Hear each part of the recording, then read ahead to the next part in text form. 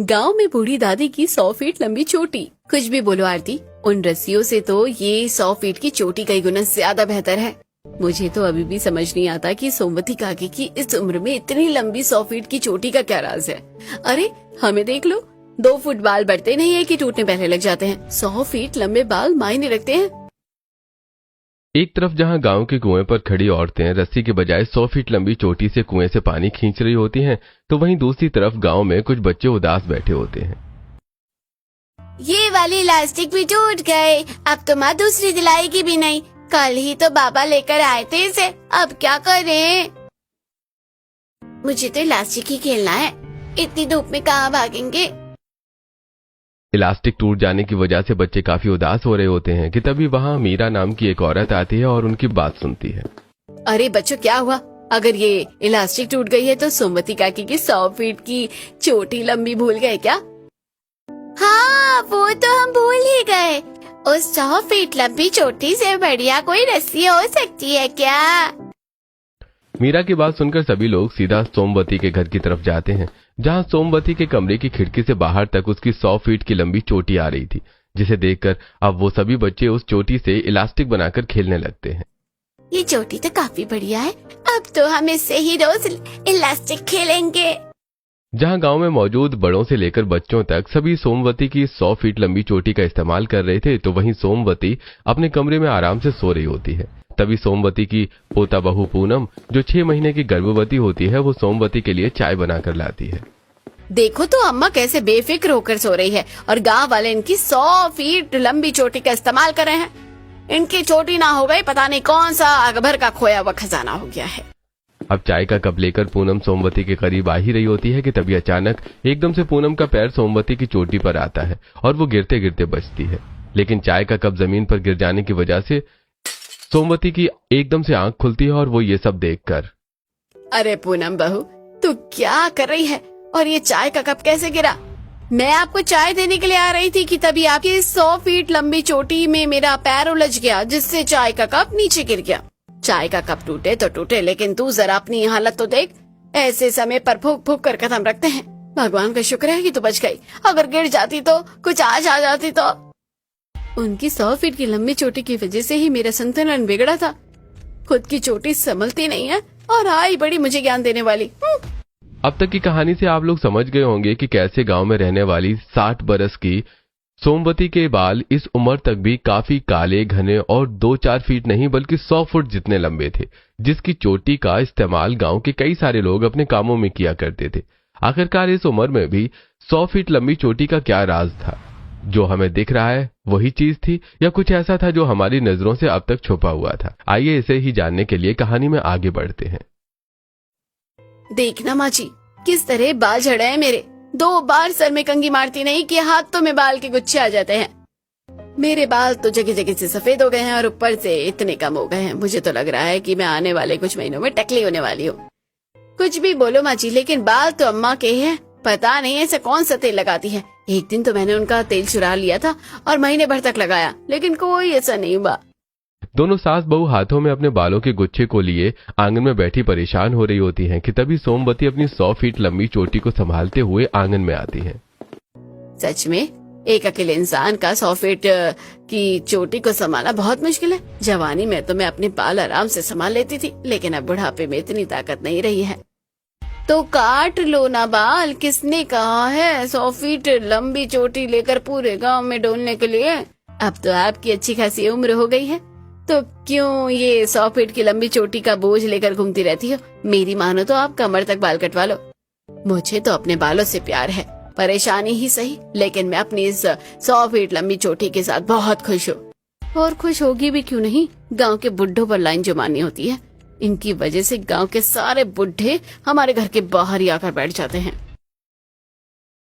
इस उम्र में भी सोमवती की 100 फीट लंबी चोटी होने की वजह से उसकी खुद की बहू और पोता बहू भी जलती थी।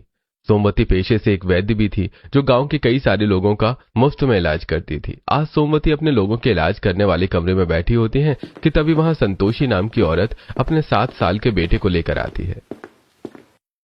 अरे अम्मा देखो ना, पता नहीं मेरे बेटे के कंधे में क्या हो गया है। 2 दिन से बड़ा दर्द कह रहा है। गांव वाले कह रहे हैं कि शहर जाकर हड्डी दिखानी होगी। एक बार अगर आप देख लेती तो। अरे खेलता कूदता बच्चा है, खेलते खेलते गिर क्या होगा कहीं। एक काम करो, तुम बाहर जाकर बैठो, मैं तुम्हारे बेटे को देखती हूँ।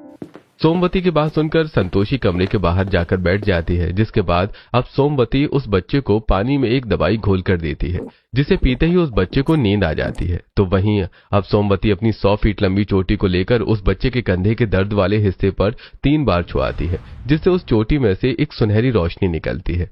और अब जब वो बच्चा थोड़ी देर बाद उठता है तो अरे वाह दादी, मेरे कंधे में तो बिल्कुल भी दर्द नहीं हो रहा है। देखो तो मैं अपना कंधा आगे पीछे कर रहा हूँ। देखा, कहा था ना मैंने कि सही कर दूंगी। चलो अब अपनी माँ के पास जाओ। बच्चा जब बाहर आकर अपनी माँ को कंधा दिखाता है तो संतोषी को काफी ज्यादा खुशी होती है और अब वो जल्दी से कमरे में आती है और अपने बैग से कुछ पैसे निकालती है। पता नहीं अम्मा, आपके हाथ में ऐसा कौन सा चमत्कार है जो बीमार से बीमार आदमी भी आपके पास आने के बाद पूरी तरह से ठीक हो जाता है। सोमवती के इतने प्यार और अच्छे बर्ताव की वजह से गांव भर में उसकी काफी ज्यादा इज्जत थी। ऐसी कुछ समय गुजरता है और आज सोमवती की 100 फीट लंबी चोटी को धोने का दिन होता है, जिसमें उसकी दोनों बहुएं कमर एड़ी का जोर लगाकर उसके बालों को धोने में लगी होती हैं। अरे बहू, इधर भी पानी डालना। कर तो रही हूँ माँ जी, पहले इस तरफ के बाल तो धो लूं। मेरे तो हाथ ही दुखने लग गए हैं। अभी तो मेरे आधे बाल भी नहीं भीगे हैं पानी से, और तुम दोनों के हाथ अभी से दुखने लग गए। शरीर में तो जान है ही नहीं तुम्हारे। सोमवती की 100 फीट लंबी चोटी को धोना और नंगे पैर अंगारों पर चलना दोनों सास बहू के लिए अब बिल्कुल एक जैसी ही सिचुएशन थी। बहुत हुआ, अब तो मेरी कमर भी जवाब दे गई है। ऐसी हालत में अब मैं और देर नहीं बैठ सकती। आप ही धोइए बाकी के ये जो बचे बाल। इस तरह की हालत में आलस करना सही नहीं है। तुम लड़कियां तो आजकल कुछ काम करने को राजी नहीं होती हो। जरा से बाल धोने में तुम्हारी कमर दुख गई है। जरा से बाल, अरे डायन की चोटी भी इतनी लंबी नहीं होगी जितनी मेरी सास की है। कभी कभी तो मन करता है कि पेट्रोल डालकर जला दूं या एक बड़ी सी आरी लाकर काट दूं। सोमवती की 100 फीट लंबी चोटी धोने की जिम्मेदारी थी, जिससे वो हर हफ्ते जूझा करती थी। हर बार की तरह इस बार भी दोनों सास बहू उस बुढ़िया के लंबे बालों को धोकर काफी थक जाती हैं और आज बिना खाना बनाए ही आराम करने लगती हैं। तो वहीं शाम में जब उन दोनों के पति काम से घर लौटते हैं, आप लोगों ने खाना नहीं बनाया? आज हमें बड़ी जोरों की भूख लग रही है। भूख लग रही है तो बाहर से ले आओ या खुद बनाकर खा लो। क्या इतना भी नहीं सिखाया तुम्हारी माँ ने तुम्हें? अरे भाई, क्या हो गया? क्यों इतना भड़की पड़ी हो? कुछ कहा क्या किसी ने? कुछ कहा? अरे तुम्हारी माँ की 100 फीट लंबी चोटी धोते धोते एक दिन हम दोनों सास बहू की अर्थी निकल जाएगी। लोग बड़े बड़े जहाज में सफर तय करते हुए चांद पर जाते हैं और तुम्हारी माँ की चोटी तो ऐसे ही चांद पर चली जाएगी। अब दादी के लंबे बाल हैं तो उस पर क्या कर सकते हैं? किसी किसी औरत को ही मिलती है ये खूबी। अब इसमें एक दूसरे से जलना कैसा? अरे इधर जवानी में मेरे गुच्छे करके बाल निकल रहे हैं और उधर तुम्हारी दादी का कब्र में एक पैर लटका हुआ है, लेकिन मजाल है कि उनके सर से एक बाल निकल जाए और ऊपर से ही हमें हमेशा उनके बाल धोने पड़ते हैं। मुझे तो समझ नहीं आता कि इस घर में मैं बहू बनने के लिए आई थी या आपकी दादी की 100 फीट लंबी चोटी धोने के लिए। इतना कहकर दोनों ही सास बहू मुंह फुलाकर वहां से चली जाती हैं। ऐसे कुछ दिन गुजर जाते हैं। पूनम आज गांव के बाजार में कुछ सामान लेने के लिए गई होती है कि तभी उसे वहां उसकी बचपन की सहेली अर्पिता मिलती है। अरे अर्पिता, तू यहाँ? बस यहाँ पास वाले गांव में आना हुआ तो सोचा आकर तुझसे मिल लूं। वैसे तुम्हारी दादी सास कैसी है? क्यों, तू क्यों उनके बारे में पूछ रही है? कहीं तुझे भी मेरी दादी सास से इलाज नहीं करवाना? पगली, मैंने उनकी 100 फीट लंबी चोटी के बारे में बड़ी कहानियां सुनी है। अरे हमारे गांव में कई लोग जानते हैं उन्हें। बस एक बार उन्हें देखना था और पूछना था कि वो अपने बालों में ऐसा क्या लगाती है। तू तो जानती है कि मुझे शुरू से ही लंबे बालों का कितना शौक रहा है। सहेली से मिलने के बावजूद भी पूनम जब अर्पिता के मुंह से अपनी दादी सास की 100 फीट लंबी चोटी के बारे में गुणगान सुनती है तो उसका मुंह बनने में देरी नहीं लगती। ऐसे कुछ दिन गुजर जाते हैं। संगीता अपनी सास के कमरे की सफाई कर रही होती है कि तभी उसे एक तेल की शीशी मिलती है, जिसे देखकर अरे ये किस चीज का तेल है? कहीं बाल लंबे करने वाला तेल तो नहीं है? तभी तो ये यहाँ कमरे में रखा हुआ है। अगर मरीजों के इलाज करने वाला तेल होता तो वो उनके वैद्य वाले कमरे में होता, ना कि यहाँ। आखिरकार मुझे उनके लंबे बालों का राज पता ही चल गया है। संगीता काफी ज्यादा खुश होती है और अब जल्दी से उस तेल की बोतल को बाहर लेकर आती है जहां उसकी बहू चूल्हे पर खाना बना रही होती है। तो वहीं राजीव और सुरेश खाट पर बैठे होते हैं। क्या बात है माँ, आज तो दादी के कमरे से बड़ी खुशी खुशी निकली हो, और ये हाथ में बोतल किस चीज की है? ये लंबे बाल करने वाला तेल है, यही तो लगाती है माँ जी, तभी तो उनकी इतनी लंबी चोटी है। अब से मैं भी यही लगाऊंगी। अरे आराम से, कहीं पता चला बाल आने की बजाय ये जो तुम्हारे सिर पर गिने चुने बाल बचे हैं ना, वो भी उड़ जाए। आप चुप रहो जी, अपना टकला देखा है, गिनती के 2 बाल बचे हैं। अगर चाहते तो कि बाल टिके रहे तो ज्यादा मत बोलो, उन्हें भी खींच कर निकाल दूंगी। और बहू मैं तो कह रही हूँ तू भी लगा ले, तेरे भी बाल बढ़िया हो जाएंगे। नहीं माँ जी रहने दीजिए, पिछली बार तो मैंने तेल लगाया था, उससे कोई फायदा नहीं हुआ। आप ही लगाइए तेल, अगर फायदा हुआ तो मैं बाद में देख लूंगी। संगीता अब खुद ही इस तेल का इस्तेमाल अपने बालों में करने लगती है, और हफ्ते भर बाद संगीता देखती है कि उसके बाल लंबे मजबूत होने के बजाय पहले से भी ज्यादा कमजोर हो गए हैं, और अब तो और भी आसानी से संगीता के बाल झड़ने लगते हैं। हे भगवान, ये क्या हो गया? जो बच्चे को जो बाल थे अब वो भी झड़ने लग गए हैं। अब तो मेरा टकला होना पक्का है। क्यों मैंने माँ जी का वो बाल बढ़ाने वाला तेल लगाया? क्या कहा? बाल बढ़ाने वाला तेल? ये तुझे कहाँ से मिला? उस दिन जब मैं आपके कमरे में झाड़ू लगा रही थी तब मुझे मिला था। सोचा था इसे लगाने से आपके जैसे बाल हो जाएंगे, लेकिन यहाँ तो टकले होने की नौबत आ गई है। बहू तू गंवार से भी ज्यादा गंवार निकली। अरे मेरे पास कोई तेल नहीं है बाल बढ़ाने का, ये तो मेरे बचपन से ही ऐसे हैं। और तू कुछ भी लगा लेगी क्या अपने सर पर? वो तो कमर दर्द के लिए तेल था जो मैं उधर अपने साथ ले आई थी और यही कमरे में भूल गई थी। अरे ये क्या सोचा था और क्या हो गया, इसीलिए कहते हैं कि लालच बुरी बला है। अच्छा हुआ कि मैंने इस तेल को अपने बालों में नहीं लगाया, वरना माची वाला हाल मेरा भी होता। चलो कोई नहीं बहू, गलती तो इंसानों से ही होती है। मैं तुझे 1-2 दवाइयाँ दूंगी, उसे पानी में घोलकर पी लेना। ये जो बाल झड़े हैं ना वो काफी कम हो जाएंगे। सोमवती की बात सुनकर संगीता का मुंह बन जाता है, और वैसे ही कुछ दिन गुजर जाते हैं। सोमवती के घर से थोड़ी ही दूरी पर रहने वाली कलावती आंगन में बैठकर पुराने तरीके से रस्सी का इस्तेमाल करते हुए माखन बना रही थी कि तभी अचानक कलावती की रस्सी टूट जाती है, जिसे देखकर ये क्या? ये रस्सी कैसे टूट गई? अब मैं क्या करूं? चुन्नी या साड़ी का इस्तेमाल करूंगी तो उससे कोई बात नहीं बनेगी, और इसे ऐसे छोड़ भी नहीं सकती। गर्मी इतनी है कि कहीं खराब ना हो जाए। कलावती अपने अधूरे बने माखन को देखकर दुखी हो ही रही होती है कि तभी वहां पास से सोमवती गुजरती है, और जैसी सोमवती की नजर कलावती पर जाती है तो वो उसके पास आती है। अरे क्या हुआ कलावती, क्यों परेशान हो रही है? क्या बताऊं सोमवती, मैं तो यहाँ मक्खन निकाल रही थी, लेकिन देखिए ना रस्सी टूट गई। अब मैं कैसे निकालूं? अरे तो इसमें परेशान होने वाली क्या बात है? मेरी 100 फीट की चोटी कब काम आएगी? सोमवती अब अपनी 100 फीट लंबी चोटी में से थोड़ा सा हिस्सा कलावती को देती है, जिसका इस्तेमाल करते हुए अब कलावती जल्दी जल्दी माखन बनाती है। कितनी आसानी से तुम्हारा मक्खन बन गया। अब थोड़ा सा मक्खन कटोरी में डालकर हमारे घर भी भिजवा देना। हाँ हाँ क्यों नहीं, वैसे भी इतने अच्छे इंसान के लिए कोई भी मना नहीं कर सकता। क्या एक नहीं, मैं तो 2-2 कटोरी भिजवाऊंगी। जहां सोमवती के घर में उसकी खुद की दोनों बहुएं उसकी 100 फीट लंबी चोटी होने की वजह से उससे जलती थीं, तो वहीं पूरा गांव सोमवती से काफी ज्यादा प्यार करता था। ऐसे ही समय गुजरता रहता है। आज कुछ ज्यादा ही गर्मी होती है, जिसके चलते सभी लोग बाहर आंगन में सो रहे होते हैं कि तभी नींद में सोमवती, अरे यार, इस लंबी चोटी की वजह से ठीक से सो भी नहीं पाती हूँ, कहाँ फेंकूं इसे? सोमवती नींद में अपनी 100 फीट लंबी चोटी से परेशान होकर उसे अपने बगल में सो रही पूनम के ऊपर फेंक देती है, जो सीधा पूनम के मुंह पर जा गिरती है, और एकदम से पूनम की सांस फूलने लगती है। ये बुढ़िया तो मुझे एक दिन मार ही देगी। बस अब बहुत ही हुआ इसकी चोटी का। या तो इस घर में इसकी 100 फीट लंबी चोटी रहेगी, या तो फिर मैं। अगली सुबह होते ही पूनम अब अपना सारा सामान पैक करने लगती है, जिसे देखकर राजीव, अरे तुम ये सामान क्यों पैक कर रही हो? कहीं जाना है क्या? मैं अपने मायके जा रही हूँ और वहीं रहूंगी। क्या कहा? मायके? लेकिन क्यों? तुम्हारी दादी की 100 फीट लंबी चोटी से मैं परेशान हो चुकी हूँ, इसलिए अब मैंने फैसला कर लिया है, या तो इस घर में उनकी 100 फीट लंबी चोटी रहेगी या तो मैं। और वो तो अपनी चोटी पर आंच भी नहीं आने देंगी, तो इसलिए मैं अपने मायके चली जाती हूँ।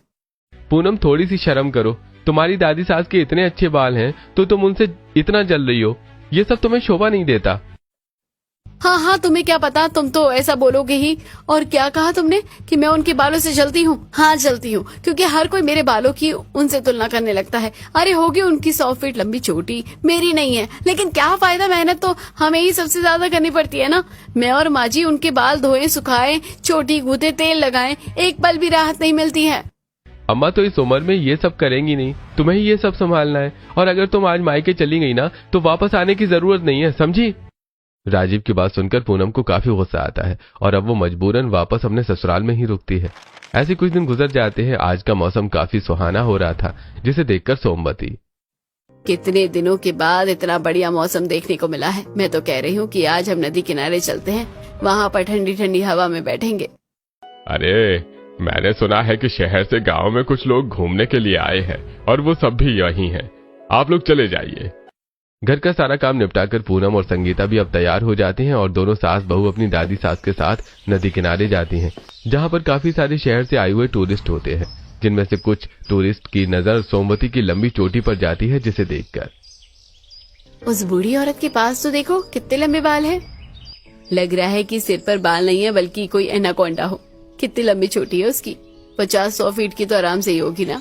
इससे पहले वो टूरिस्ट सोमवती के पास आते कि तभी नदी से थोड़ी दूरी पर बनी खाई पर एक पंकज नाम का टूरिस्ट खड़ा होता है।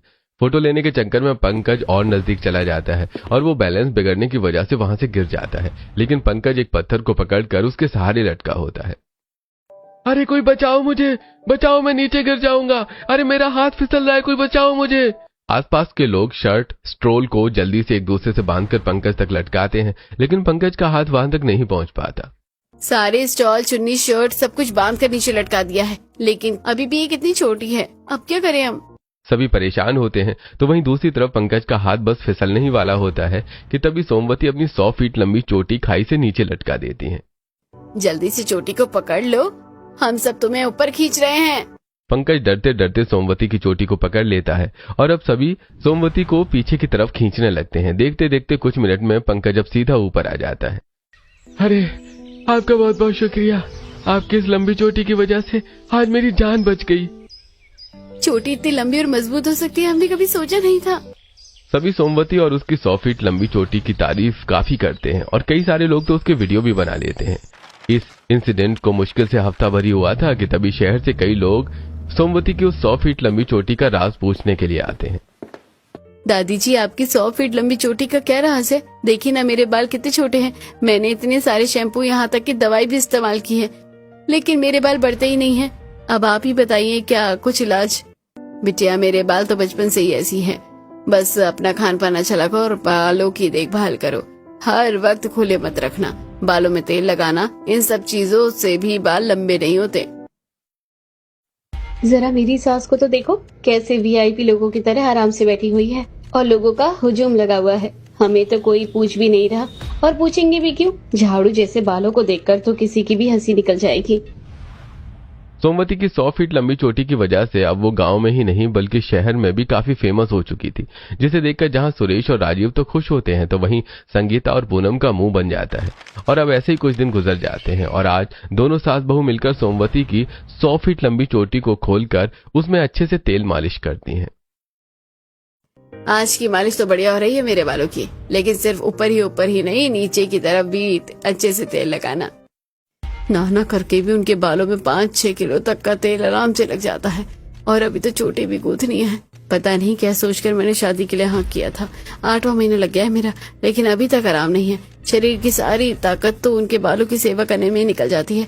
ये तो वही बात हो गई है कि मेहनत करे मुर्गा, अंडा खाए फकीर। वो रोज रोज के इस काम से काफी ज्यादा परेशान हो चुकी थी और आज जब दोनों शाम में आंगन पर से अचार की बरनी ला रही होती हैं तो सासू माँ, मैं तो अम्मा के बालों से बहुत परेशान हो चुकी हूँ। कभी कभी तो दिल करता है कि उनके बालों को ही जड़ से काट दूं। दिल तो मेरा भी करता है बहू, लेकिन क्या करे। देखा नहीं माँ जी कैसे अपने बालों को लेकर हमेशा सतर्क रहती है। मेरे पास एक तरकीब है जिससे उनके बाल भी कट जाएंगे और किसी को हम पर शक भी नहीं होगा। रात को जब अम्मा सो रही होगी तो मैं चुपके से उनके कमरे में जाऊंगी और उनके बालों को इस तरह काटूंगी कि सबको लगेगा कि उनके बालों को चूहे ने कतर दिया है। और वैसे भी हमारे घर में तो इस वक्त काफी चूहे हो रहे हैं। ये तो बहुत बढ़िया है बहू।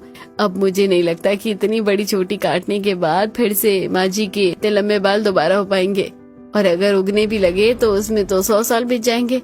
बस अब माँ जी को इस बारे में पता न चले।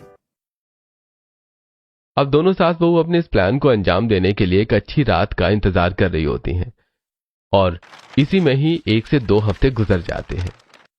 आज तो तेरे ससुर और पति भी नहीं है, यही सही मौका है। ये देख, मैंने बड़ी वाली कैंची भी ले ली है। जाकर उस बुढ़िया के बाल काट दे। आखिरकार हमें उसकी 100 फीट लंबी चोटी से छुटकारा मिल ही जाएगा, लेकिन आराम से, कहीं वो जाग न जाए। सासू माँ, आप चिंता मत कीजिए, मुझे पता है कि अम्मा की नींद कब गहरी होती है। अभी तो वो खराटे मार के सो रही होगी। पूनम अपनी सास से कैंची लेती है और दबे पैर के साथ अपनी दादी सास के कमरे में जाती है और देखती है कि पूरे कमरे में चारों तरफ बस उसकी ही 100 फीट लंबी चोटी फैली हुई है। पूरे कमरे में बस चोटी ही चोटी है, आज तो चोटी को काट ही दूंगी। पूनम जैसे ही अब कैंची लेकर सोमवती की चोटी काटने जाती है कि तभी अचानक वो चोटी अपने आप पीछे हो जाती है, जिसे देखकर मेरी आंखों का धोखा था, सच में ये चोटी अपने आप ही पीछे हो गई। जैसे वो दोबारा चोटी काटने जाती है तो फिर से चोटी पीछे हो जाती है।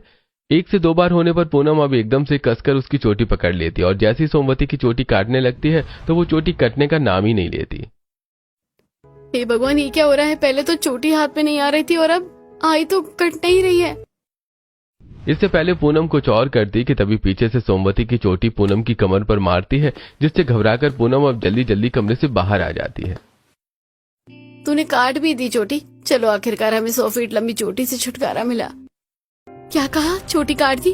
अरे वो तो मेरे हाथ में नहीं आ रही थी और जब हाथ में आई तो नहीं कटी, और ऊपर से ऐसा लगा कि अम्मा की चोटी में अचानक जान आ गई और उसने मुझे घुमाकर पीठ पर मारा। भाई मैं तो नहीं जा रही काटने, आप ही जाओ।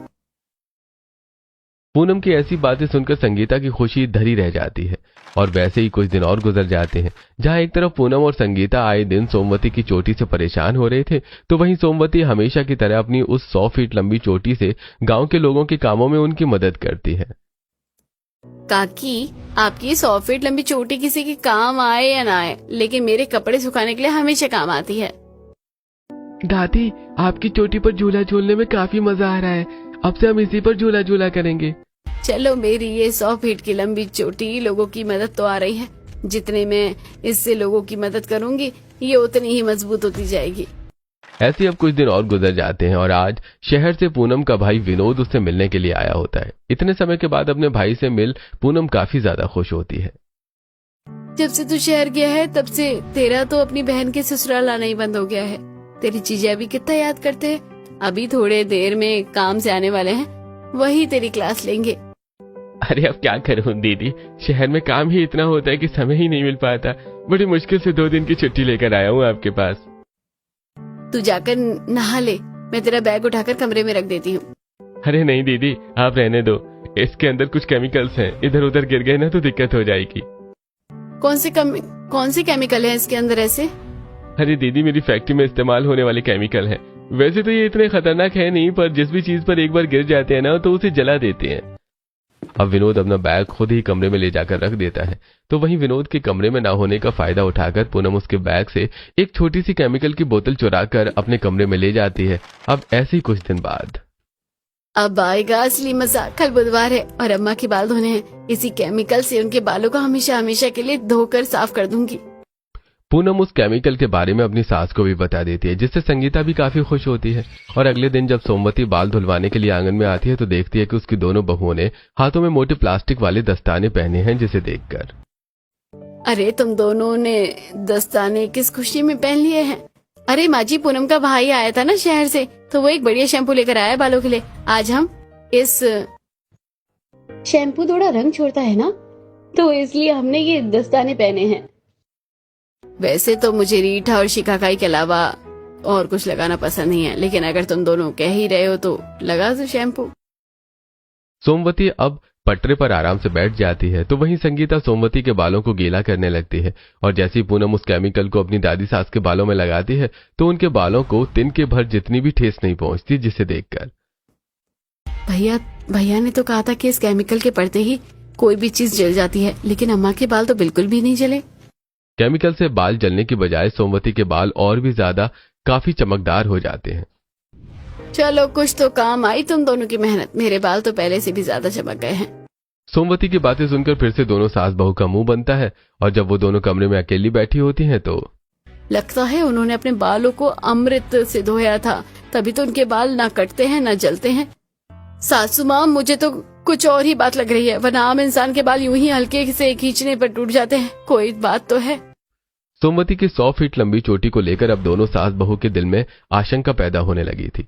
वहीं आज फिर से कुछ लोग जब सोमवती से अपना इलाज करवाने आते हैं तो आप उनके पति है ना? आप यहाँ बाहर रुके, मैं उन्हें अंदर लेकर आती हूँ। सोमवती उस औरत को अपने साथ कमरे में ले जाती है, जिसे देखकर अब पूनम और संगीता उस कमरे की खिड़की के पास जाकर अंदर झांकने की कोशिश करती हैं। लेकिन ऊंचाई ज्यादा और हाइट कम होने की वजह से अब संगीता और पूनम ठीक से अंदर का देख नहीं पा रही थी कि तभी पूनम संगीता की पीठ पर चढ़ जाती है और अंदर का नजारा देखकर, ये क्या अम्मा, मैं तो इस औरत को कुछ दवाई मिलाकर पानी में पिला दिया और ये सो गई। उस औरत के सोते ही सोमवती अब उसके ऊपर फिर से अपनी चोटी घुमाने लगती है, जिससे वो औरत बिल्कुल ठीक हो जाती है और चोटी से निकलती सुनहरी रोशनी पूनम देख लेती है। ये देखकर पूनम अब जल्दी से नीचे उतरती है और अपनी सास को लेकर नदी किनारे चली जाती है। सासू माँ, मैं कहती थी ना कि उनकी चोटी मामूली नहीं है, उसमें से कुछ सुनहरी चीज निकली थी। लगता है अम्मा जी की वो चोटी किसी डायन की चोटी है, हमें उससे खत्म करना होगा, लेकिन कैसे? सासू माँ, कल पूर्णिमा की रात है, तो क्यों ना कल ही हम इस काम को अंजाम दें। मैंने देखा था अम्मा के पास एक दवाई है जिसे जब वो किसी को भी पिलाती है तो वो थोड़ी देर के लिए बेहोश हो जाता है। वही दवाई हम अम्मा जी को पिला देंगे और फिर उसके बाद उनके बालों का काम तमाम कर देंगे।